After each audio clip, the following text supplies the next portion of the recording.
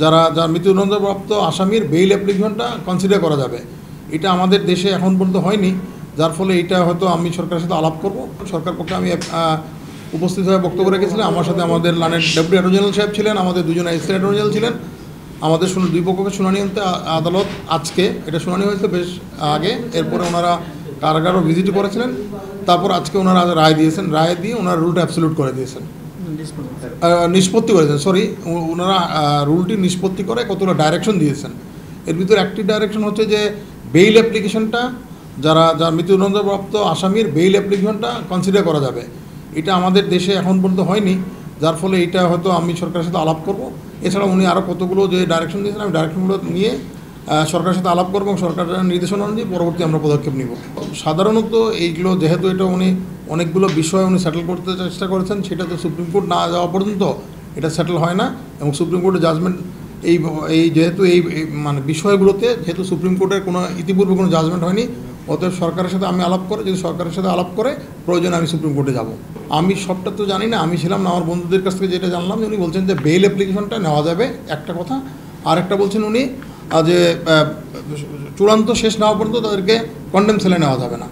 এই দুইটা মূল কথা বলছেন। আরও বলছেন যে একটা সেকশন 30টাকে বলছেন করার জন্য কি বলে রিডিং ডাউন করে দিয়েছেন। 1, 2, 3 ঢাকায় জমি জিতে নিন 100% ক্যাশব্যাক সহ 20 কোটি টাকার পুরস্কার। দেখেন, আমাদের সুপ্রিম কোর্ট ডিসাইড না করার মতো কোনো কিছু ফাইনাল হয় না, কারণ আপনারা জানেন সংবিধানের 111 অনুযায়ী সুপ্রিম কোর্ট যে আদেশ দেবে, হাইকোর্টেরটা সবার উপর বাধ্য এবং সুপ্রিম কোর্টেরটা হাইকোর্ট সহ সবার উপর বাধ্য। অতএব সুপ্রিম কোর্ট গেলে বলা যাবে যে ডিসাইড করছেন লটা সেটেল করতে হলে সুপ্রিম কোর্টে যেতে হয়। তো এই ক্ষেত্রে আমি এখন তো নিজে জানি না, গভর্নমেন্টের সাথে কথা বলবো, আলোচনা করবো। যদি গভর্নমেন্ট আমাকে ইনস্ট্রাকশন দেয় আমি ওটা ডেফিনেটলি সুপ্রিম কোর্টে যাবো। আমি তো কোনো কিছুই জানি না কোন রাস্তা আমরা হাঁটবো। হাঁটার আগে আমাকে দেখতে হবে রাস্তাটা কী, তারপর এই রাস্তাটায় আমাকে হাঁটার জন্য যিনি বলেন তার সাথে আলাপ করতে হবে, তার সরকারের সাথে আলাপ করতে হবে, এটা রাষ্ট্রের সাথে আলাপ করতে হবে। আমি নিজে কিছু করি না, এটা আমাদের যারা সংশ্লিষ্ট মন্ত্রণালয় আছে, সংশ্লিষ্ট যে আমাদের যারা আমাদেরকে ইনস্ট্রাকশন দেন তাদের সাথে আলাপ করে ওনাদের ইনস্ট্রাকশনটা নিয়ে পরবর্তী পদক্ষেপ নেব। না দেখেন ওইখানে কিন্তু অধিকাংশ ক্ষেত্রেই ভারতেও কিন্তু এখনও কন্ডেম সেলে রাখে।